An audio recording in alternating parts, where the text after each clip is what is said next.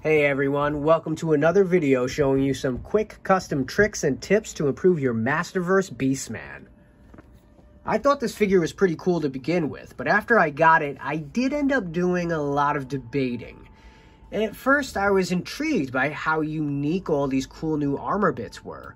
The furry torso armor, the headdress, the shin guards, and I loved that spiked club. However, when I put him on the shelf, all those items on him at the same time just looked way too stacked.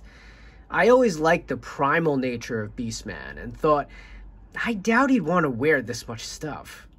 So, like most of the accessories on the new Eternia Stratos, I put a lot of the items away for another day.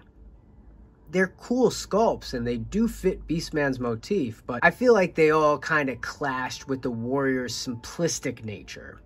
So, thinking maybe I'd like the classic look more, I threw the new headdress and the new chest armor into the scrap bin and started the conversion.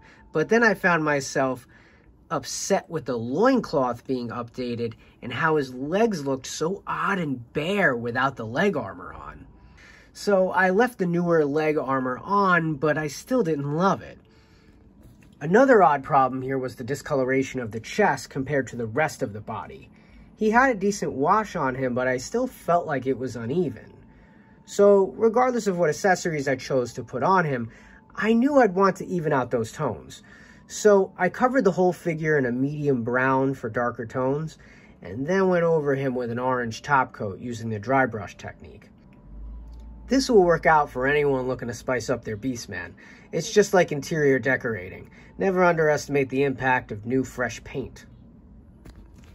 As the paint dries and I'm still debating on the pieces of armor bits to keep, I started thinking of the Revelations Beast Man and how much I enjoyed this more primal look on the character. That figure seemed cool at the time, but until they gave us this figure buck, he was way too small and thin.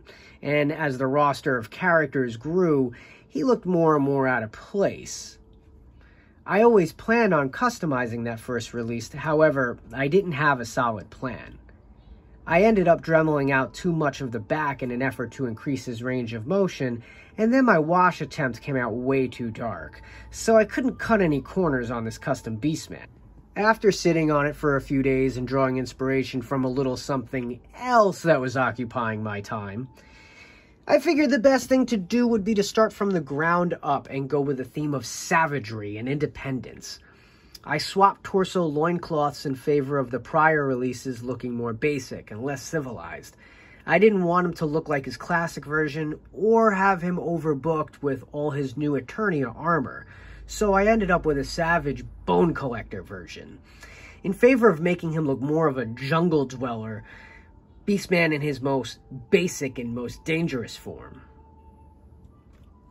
The blue didn't seem to be doing it for me, so I painted over his eye paint and painted the new loincloth green to make it look more organic, possibly made from something in the jungle.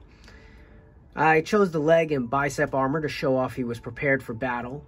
I painted green along the edges to make it look like he could have tied these items together with tree vines and such. Then that inspired green floral wire to be added for a wrist wrap, a bone necklace, and eventually how he put together his boulder hammer. The bone motif wasn't too hard to make. I just cut the spikes to make the bones look more jagged and natural. Then I ran through my fodder boxes and found these Halloween decorations. I must have grabbed these at Michael's or Hobby Lobby at some point last Halloween, having a feeling they'd come in handy one day. These bones were just the right size for a necklace ornament, and the handle for some bone weaponry. I'm very happy with the end result because it's a unique look on an existing character that I'd love to see. So feel free to check out the rest of the channel here on YouTube, flip through the Instagram, like, comment, subscribe, and all that YouTuber BS. Have a great day, guys. Thanks for watching.